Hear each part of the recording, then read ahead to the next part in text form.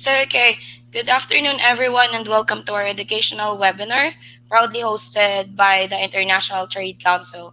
My name is Anne, and I am delighted to be your host today. Before we dive into the heart of today's session, let's quickly ensure our technical setup is perfect. Could you kindly type yes in the chat box if my voice is clear and the presentation is visible? Let's take a brief moment for everyone to respond for it.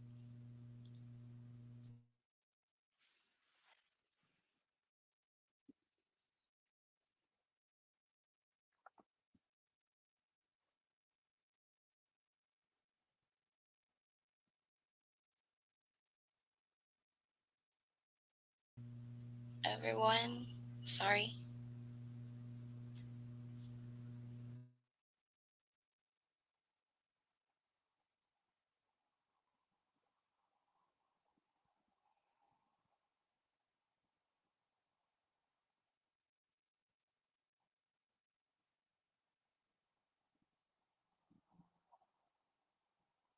Okay, I think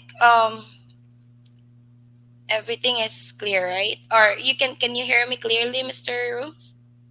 Yes, I hear you well. Okay, so I know I saw a lots of attendees here as well. So we have one, two, three, eight attendees for now.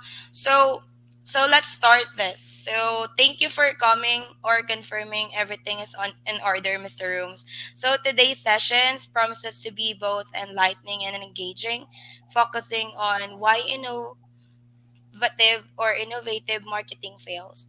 This course covers essential aspects of innovative marketing, recognizing blind spots, aligning strategies with consumer expectations, managing risk effectively with case studies, staying ahead of market trends, and optimizing timing for maximum impact. So we're honored to have Mr. Dider Rooms, the founder at ADD Design, as our distinguished speaker.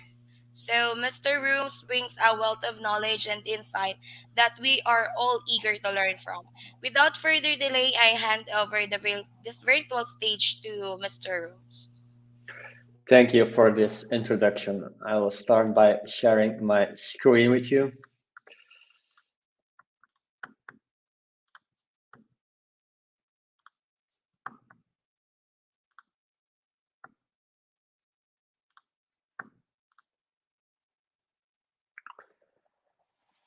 Okay, about today's sessions, why innovative marketing fails.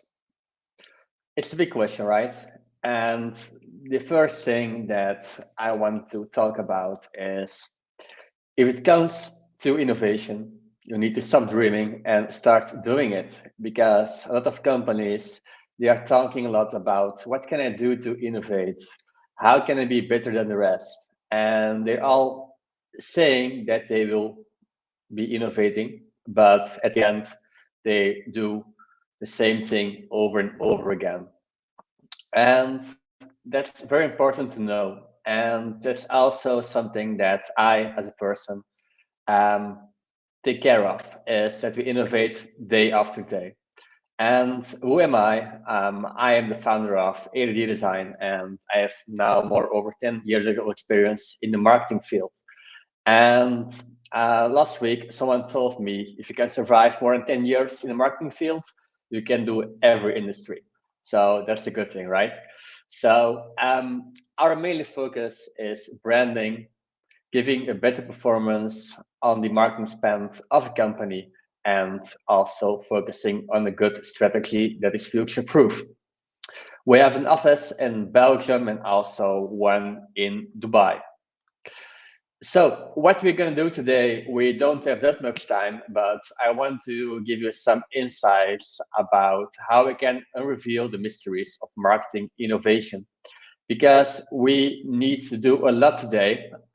We're going to start with the beginning. And of course, this can be the lack of understanding because this is something that is quite important to know is if you want to bring a message to your audience, you need to search for the right fit with your audience. That's very important to start with. Then you have, of course, certain marketing fundamentals where you need to talk about. And then the third point is, for me, the most important one to think about. And I will show you in a moment. Then we're going to talk about corporate culture, and then that you don't need to innovate for innovate. And then number 6 is the overload of technology. Then we're going to talk about some failures and how we can measure them and analyze them. Then we're going to put some budget around that. We're going to adapt.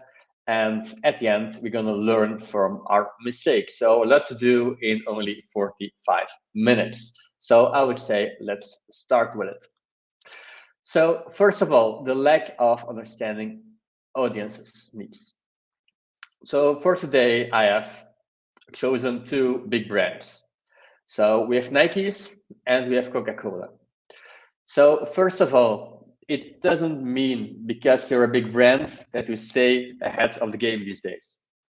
If you see globally, brands are now quite suffering. If I take the example of Europe, a lot of big brands are disappearing right now because their main reason is they didn't innovate in the last 10 years. They were relying on the same thing over and over again. So I have here two stories with me. So first of all, Nikes, they have introduced a new slogan, just do it. And basically at the end, you're wearing Nikes, you're going to the gym, you just need to do it, right? And now everyone is crying their slogan around the globe. And this is a huge success for the branding as well. Nike is taking more market share year after year if you compare it with Adidas, for example. If you then go to Coca-Cola, it's an established brand and they have a good taste. But at the end, what they wanted to do is they want to redefine their ingredients. They want to lower certain costs in their production process. So they want to do some other small flavors into it. And what happens is they didn't listen to their audience. If you drink a Coca-Cola, it's basically an emotional connection that you have. If you see all the banners in the street, you see the commercials on the TV, basically they all bring a certain emotional connection with the consumer. And at the end, they want to change their product and they need to go back to the beginning because when they changed their ingredients, the sales went down. So again, it doesn't mean because if you're a big brand that you can do everything. So how can I do this? How can I take a look at the example of Coca-Cola, for example? What have they done wrong? Basically, my advice for today is the first step that you need to take is create a buyer persona. So that means you have an entire audience, and then you need to see, okay, my brand, what's the DNA of my brand? For example, my brand stands for quality and delivering on time, I would say. Then you need to see if your client fits in that strategy. It doesn't make sense if you're selling a product, for example, for $1 million and you're gonna market it to people that are workless, for example. That doesn't fit. So you need to go more in depth and create a buyer persona and match that with your audience. A good example of that is HubSpot. It's a marketing software company. And what they have done and still doing is they also have created buyer personas. And you can do several things with HubSpot, but basically you can start with a free version, you can test it out, and then you can upgrade over time. And it's a bit an ecosystem. You can say, okay, there are 20 services, but I only need to have one or two or three. And why is that important? At the end, HubSpot knows I came in as a free user. I now are using the marketing stuff and the lead generation, for example. And then HubSpot has a buyer persona created from me. And they can create my profile and recreate for other users as well. and this they can use in your marketing. So it's truly important to listen to your audience and create that buyer persona, because there is a big thing about marketing fundamentals. You are all in marketing, I believe so. You know for sure the 4 Ps. So product, price, place, and promotion. So at the end, the place where you put your product is the most important thing. Promotion, of course, you need to create engagement, so it's also quite important. But at the end, your product is only 20% important of the entire circle. And why is that? It doesn't matter what kind of product you have, it's more, are you able to match your product with the right audience? And at the end, if you take a look at the pricing level, it is not important. Price is important for certain demographics. But if you're able to align your product with your audience, the price is less important.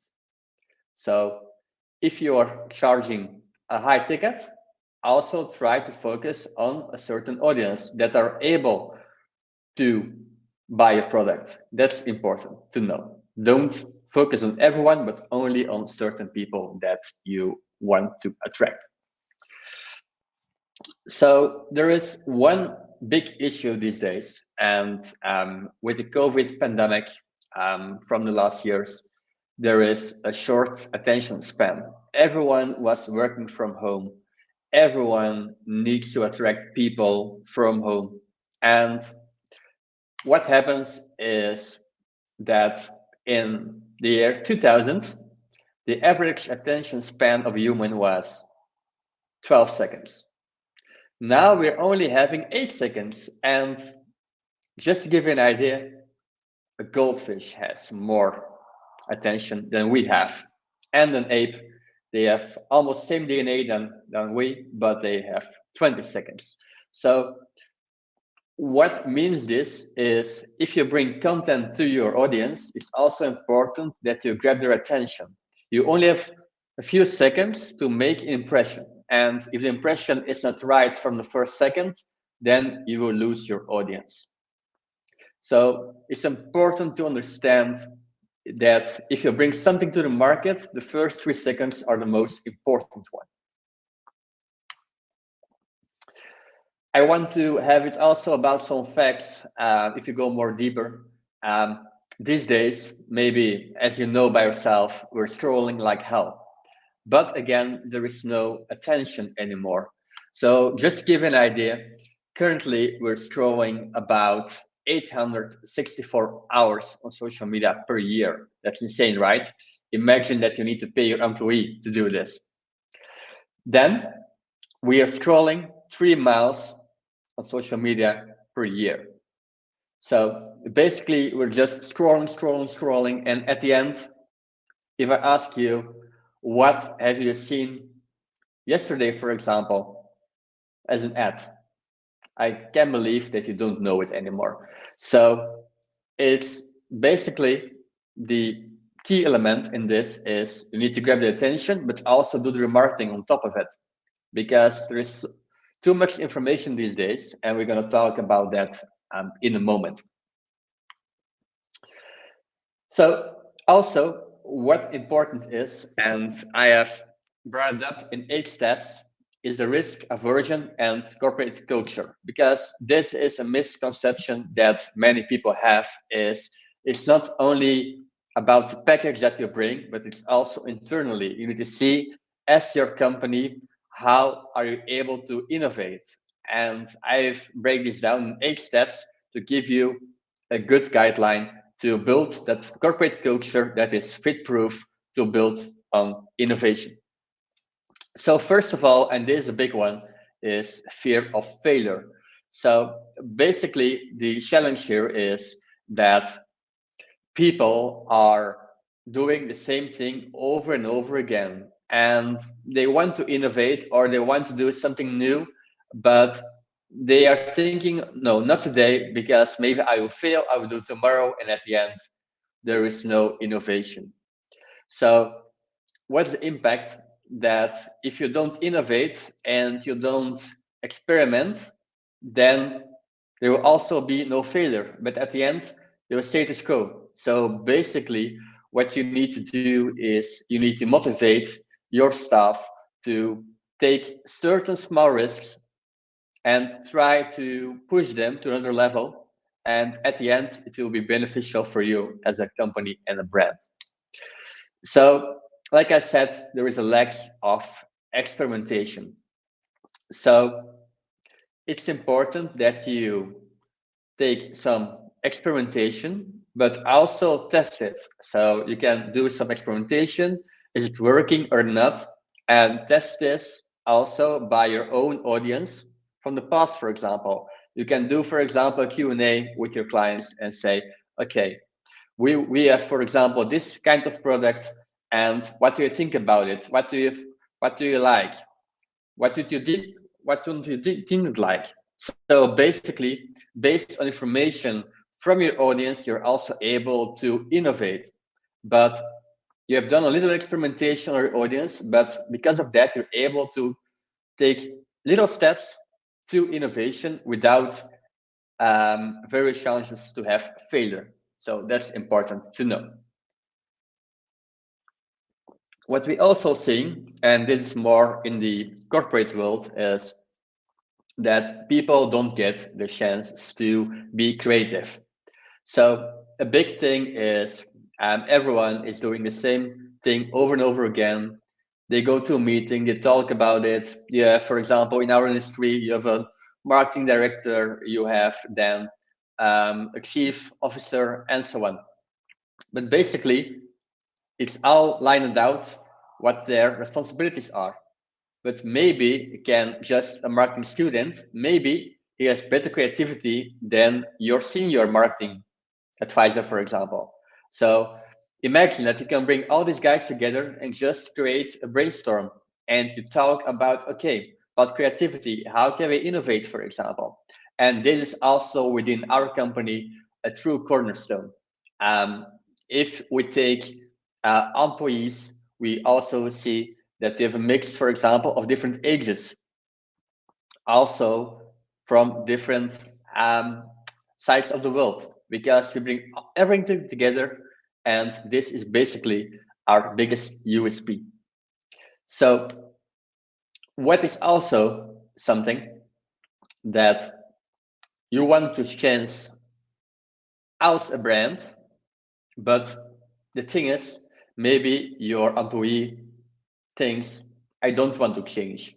Everything is good like it's going to be now. So I just coming to my work and I just want to get paid. That's basically it. So basically, if you want to bring innovation within your company, you need also the willingness of your employees to change.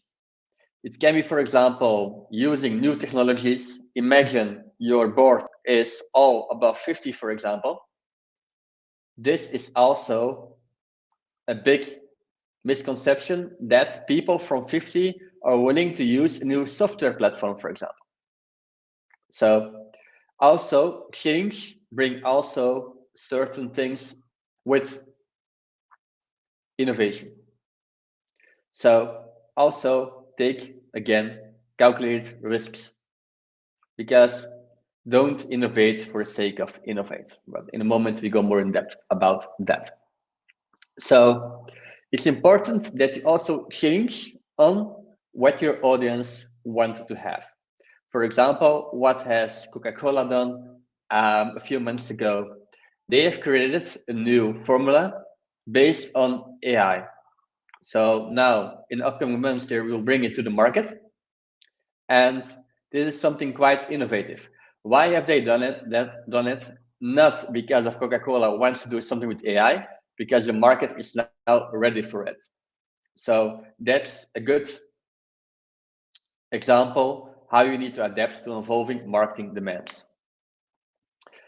What also can be a reason that you don't innovate is that you haven't incentives for your team. So what we're doing, for example, is with our sales people, we're saying, okay, you have your salary, but If you're able to sell our more innovative products like AI or NFT solutions, for example, then you will get an extra reward. If you're able to sign 3 clients in this innovation field, we will reward you with a free boat trip, for example. And this is something that you can do and only can do if your people are on the same mindset and thinking level of how can I innovate.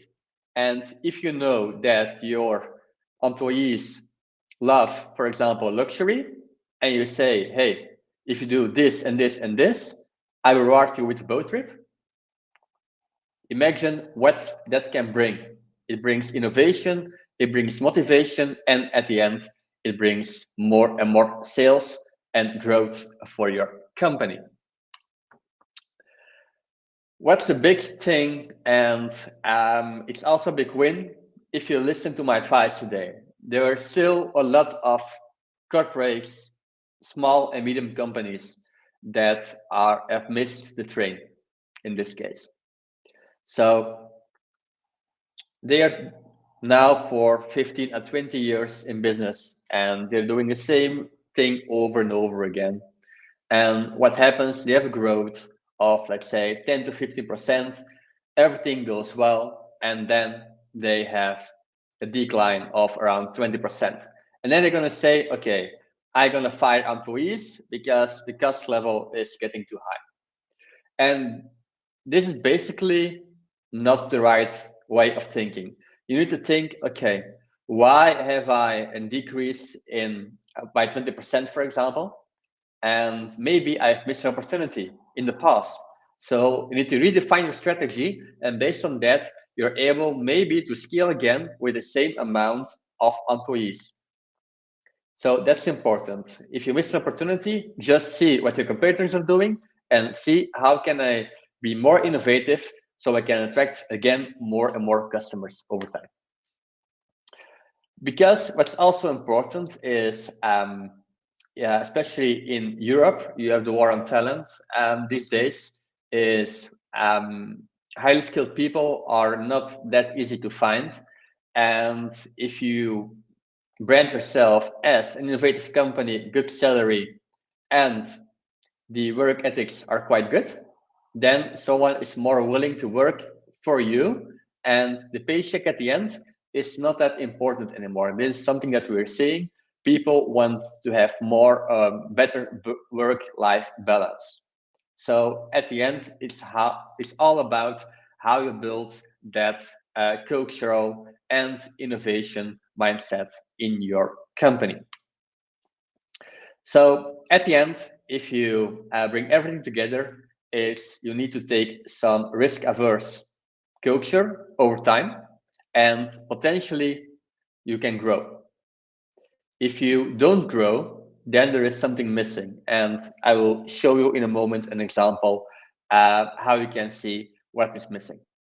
So if we go over to innovation for the sake of innovation, what we're saying is this metric is something that we're seeing quite often within our client database. So we're saying, for example, you need to innovate, and the innovation goes up because they have meetings, they're going to implement new strategies, they're going to attract new clients, new products, and so on. So the innovation level goes up. Then you have the budget as well. The budget, of course, if you need to do some innovation, you also need to hire new employees. You need to maybe do some new R&D, for example. So also the budget will rise. So at the end, if the structure is not that good, they will also go out of business. Because if you just want to innovate and nobody is ready for your product that you have innovated, for example, then at the end, you will lose money.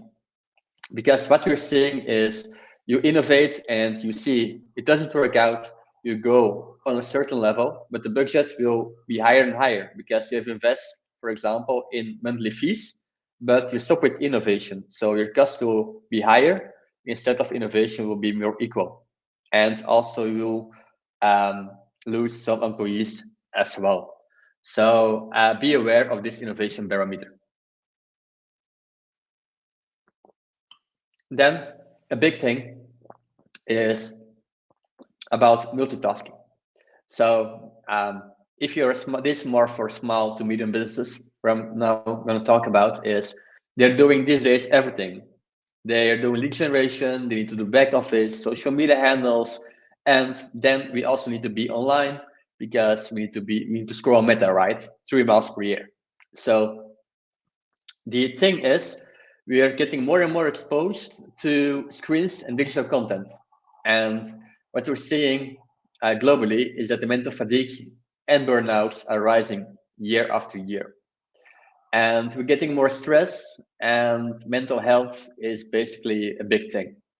So, also, what we do with our employees, every month we do a yoga session just to reduce the mental fatigue, and to be honest, it helps a lot. So also think how you can reduce the mental fatigue for your employees, because at the end, if you just overload them with new content, the issue is at the end they will be overloaded and productivity will go down. So you need to decrease stress level of your employees so they can get out more returns out of it. A big thing is the failure to communicate value. So the big question is, for example, in our industry, to give you an idea, there are 440,000 marketing agencies globally. So what should I do different than the others? So this is a big question that you need to ask for yourself within your industry. So I have created this slide for you with the most common pitfalls. So again, and this is basically one of the most important things of today, the misalignment with customer needs. Your messaging is unclear, for example. So if you do some branding on social media, for example, there are certain things that you need to take care of. Is your brand identity. If you post, for example, 2 times a week, you need to do it again and again and again, because you need to be constantly working on your brand, not just for 3 to 4 months. And what also important is storytelling. The issue is, like, for example, if you have 400,000 companies and you want to do marketing with a company, what are your things that you're thinking about if you search for a marketing company, for example? It's basically the story on the website. What have they done in the past? What kind of clients they have? Are they able to help me? And you making the story in your head because of the storytelling is on their socials, is on their website. So don't underestimate the impact of a good story. Also, a thing is that you talk too much about the futures, for example. We're seeing this a lot, for example, in the car industry. So, for example, buy this car because you have autopilot, you have, for example, I don't know, it can be everything. So, basically, the futures are important, but are not that important as a story. For example, you can say for an electric car, for example, you can say, okay, we can say what the engine is, for example, but you can also say, imagine, finally, you have silence if you drive on the highway, for example. See, basically, you're saying the same about the same car, but I'm sure that you're more interested about hearing my story about driving on the highway instead of talking about the engine. So that's important. And again, if you have brought your message, let's say 3 to 4 years, the same over and over again, and now you're losing audiences, it's time to adapt, because also your audience is adapting. And if you don't change at the end, you will go out of business. So, how are we able to measure everything and analyze everything? Because innovation is quite a big word, right? So, um, Just to give you an idea, is that around 80% of B2B companies, they don't have a return on marketing spend. So that means that if you go out and you're looking to hire someone for marketing of your own marketing team, you don't have that big returns. And that's an important thing to understand. You need to measure everything, track everything, and then you need to adapt on that strategy. If someone is saying, for example, I can bring you tomorrow on the first page in Google, don't work with them because this is not how it works. It's a system. You need to adapt day after day, and then you will get results. So, like I said, in the industry, there are more than 400,000 marketing agencies, and it's still increasing. Um, and what we're seeing, and this is basically for the first time in many years that we're seeing, is that the marketing spend of companies is going up and up and up year after year. Now, these days, the GDP of Argentina is the same like a marketing spend. So imagine that. But there is now a decrease of companies globally. So that means that there's a decrease, but we spend more and more on marketing. So at the end, if there is no change, the marketing spend will go up and the companies will go down. This is truly very dangerous because what we're now seeing is the average spend for cost per click on Google, for example, is also around 20% higher than before COVID. So that means if you, for example, have an e-commerce store and you work with very small margins, this can be very ineffective for you. So be aware on the numbers again. So what's important is how can you avoid this? How can you avoid that you don't go out of business? Is first of all, know your numbers and especially your marketing numbers. If you spend $1, how can I get $2 back? That's important to know. Work also on your demographics, build your personas, and the most important thing is work on your storytelling. If you don't have a story, you don't sell at the end. Then we're going to talk about the budgets. So a big issue is, like I said, the overall cost per click. And like I said, you need to see who is your audience. Let's say that your audience is between 20 and 30 years old. Before, I would say 10 years ago, you would say you need to be active on Facebook because that was your audience. These days, you need to go, for example, more to TikTok because now are people from 20 to 30 on TikTok. Now on Facebook, for example, it's more likely 35 to 50. So this is an innovation that we've seen in the last years is if you go to a new platform, it's more the early adopters, more the people from 15 to 30.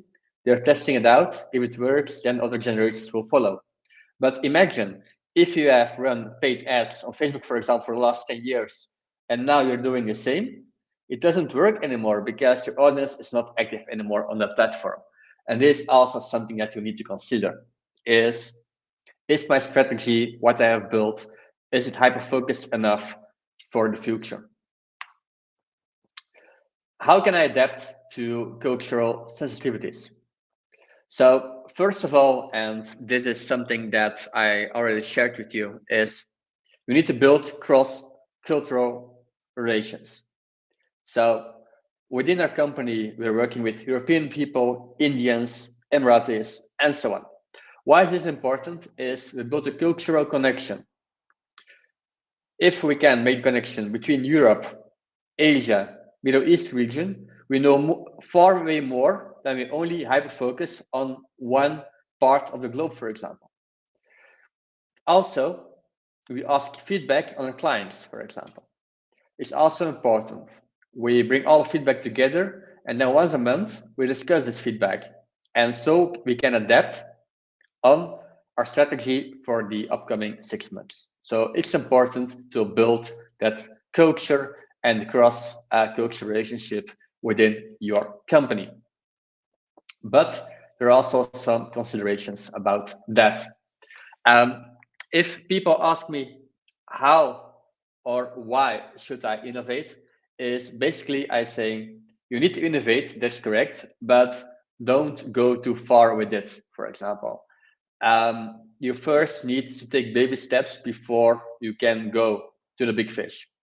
It's the same in lead generation, it's the same like in innovation. So first of all, for example, I have took the example of Europe. You have the GDPR. You need to be compliant with all the privacy regulations. Since only 2 weeks, now you have the AI Act in Europe. So that means if you're using an AI system, for example, and you want to use it for European clients, also the data needs to be stored locally in Europe. So if I don't talk about that, and you're gonna innovate and you're gonna say, okay, I'm gonna implement AI into my company. Maybe you're not fully regulated, and then you invest money, and at the end you will get fined. So it's also important to take the baby steps and see what can I do. Is it good that I innovate on that way and take that baby steps and test then how it will be on your balance sheet at the end of the year. So I want today to end with how can we learn from failure? And it's important to say that you need to keep innovate. Even within our company, like I said, I am now more than 12 years in business. And even for me, we started our company in Belgium. 4 years ago, we opened an office in Dubai. And to be honest, the first 6 months were not that easy because we were just copying our model from Europe to the Middle East, and it was not working. So we need to adapt. And now I can say that I'm very proud that we are very active in that region as well. So even if your first innovation project didn't work out, don't quit. Just redefine, take that little baby steps, and at the end, you will succeed. Take an example on Elon Musk, Jeff Bezos, or Steve Jobs. What they have in common, they all failed. So now I want to open the Q&A. Okay, thank you so much for that, Mr. Rooms. So I saw a question from Miss Sushant Ja. So here's the question. Let me show. Actually, this is her question, I guess, when you start presenting your webinar. So let me go ahead to show this first question. Hi, Dider. What are the key factors that often contribute to the failure of the innovative marketing strategies and achieve success in their marketing endeavors? I think I already covered that, but again, you need to work on innovation, but don't innovate for the sake of innovation. That's truly important. If your audience is not ready for that, don't innovate. I'm gonna give you some insight about our company. What we have done in the past is one moment we invested in a 3D printer where we can print logos in candy, for example. We want to be innovative and bring this to the market. It was very hard, to be honest, to bring this to the market because who wants to pay $20 for a candy at the end, right? So this was our failure. We want to innovate into our field, but we failed. So again, you need to take some little steps and align some budget for innovation, but don't waste too much money at the end. Thank you so much for that, Mr. Room. So let me show you the questions from Sushant. So nowadays, the customers see the persona of the innovator and they mold while giving feedback. I'm sorry, Maybe can you repeat? this is not a question. This is the thing that she wanted to say, or yeah, earlier when you tried to show your presentation. So here is the thing. Nowadays, the customers see the persona of the innovator and they mold while giving feedback. Yeah, it's important to get feedback from your clients because, for example, if I'm talking about our industry, is if we ask, for example, on our clients, are you able to, for example, use AI within your company? And if 8 out of 10 are saying, I'm not ready for it, why should we invest then in an AI tool, for example, to develop? So if you have, that's a good thing on us. We're 12 years in business, so we have a good overall portfolio. So we can use our database to ask these questions, and based on this, we also get more information on what our next steps will be. So at the end, just innovate, but based on your information. That's truly important. Thank you so much. So let me show you another question from Sushant. So, sir, who we can call a good audience? A good audience is how would I say it? It really depends on what you want to achieve. Um, at the end, you need to first break down what's my product, for example. So, for example, I would say it in a car. If you, for example, buy a Toyota, for example, or a buyer that buys, for example, a Tesla, it's a huge gap in price, and someone that wants to buy a Toyota doesn't look at a Tesla, for example. Also, what you can see, for example, the Tesla example, a lot of innovative people were in the beginning buying a Tesla. Why is that? It was something new.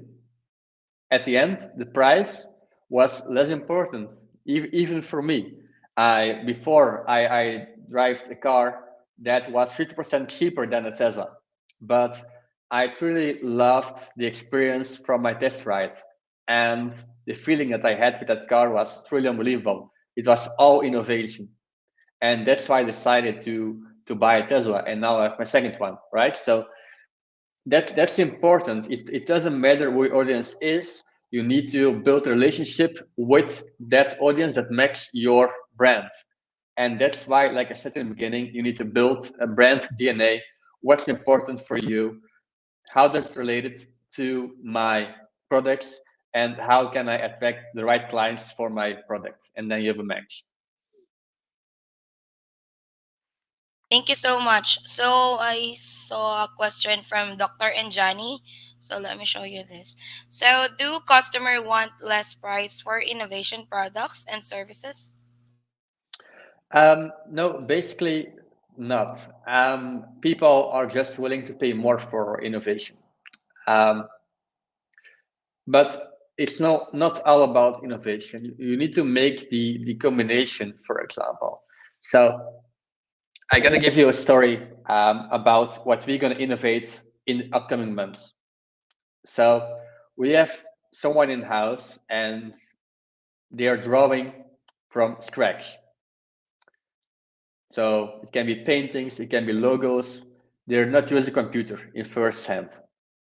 Then it goes digital, and then it goes to the client. And because of that, we create something unique because nobody is doing it on that way. So that's the first step for innovation. We have a basic product and we innovate because we create something that nobody has. So every agency is using Photoshop, for example. We don't. We start just by taking a pen and paper and we draw. That's going back but there's also innovation because we're going to bring this product to hospitality clients. And why is that? They are looking for something unique to bring to their clients, to be innovative against their competitors. That's first thing. Secondly, what we will do is our marketing part. We're going to see, okay, how can we bring more attention to a hotel, for example?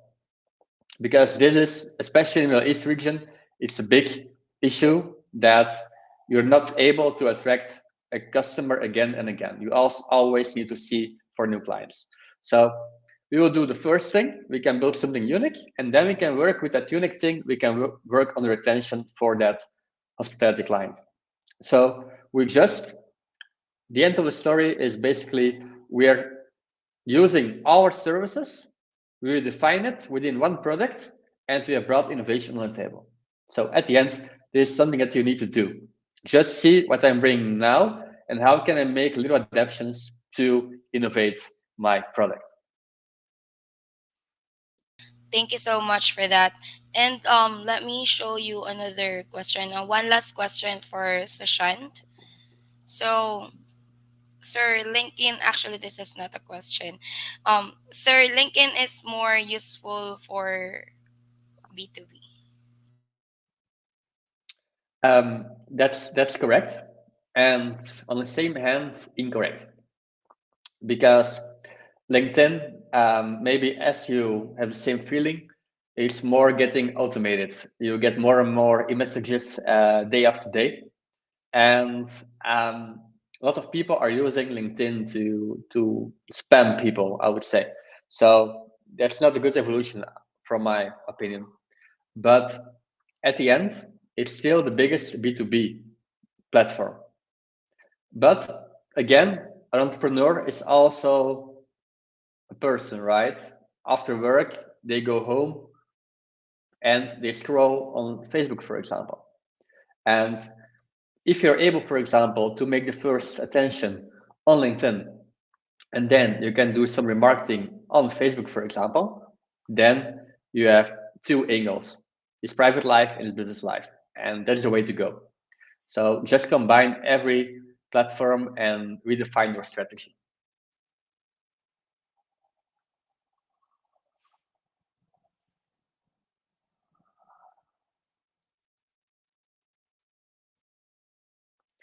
Other questions?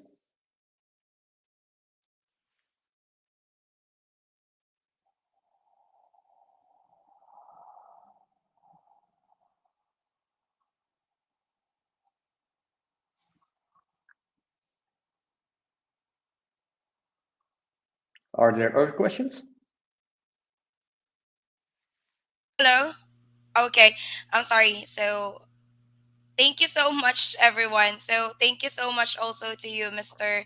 Dider or Mr. Rooms, for answering all of the questions of our attendees. So, before we wrap up today, I'd like to share a few important announcements. Today's session has been recorded and will be accessible on the ITC YouTube channel. And it's great to resource to revisit or share within your networks. So for those not yet members of the ITC, today's webinar attendance qualifies you for a free membership. Don't miss out on this opportunity to join with our community. And lastly, participant will receive a certificate of participation. Please watch your email over the next few days for more information. So, do you have any final thoughts to share about the presentation, Mr. Rooms? At the end, keep innovating. That's the most important thing.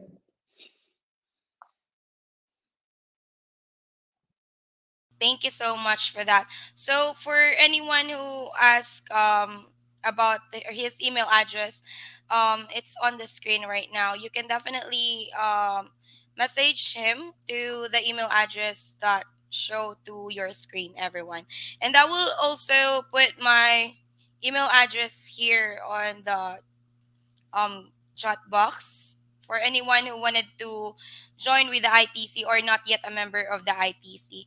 So again, a massive thank you goes to you, Mr. Dider Rooms, for your experts' insights today. And to all of our participants, thank you for your active involvement and thoughtful questions. Your engagement truly enriches our webinar. So don't forget also to check your email for follow-up questions or how to including how to claim your certificate. We wish you a wonderful afternoon and look forward to welcoming you to future webinars. Goodbye for now.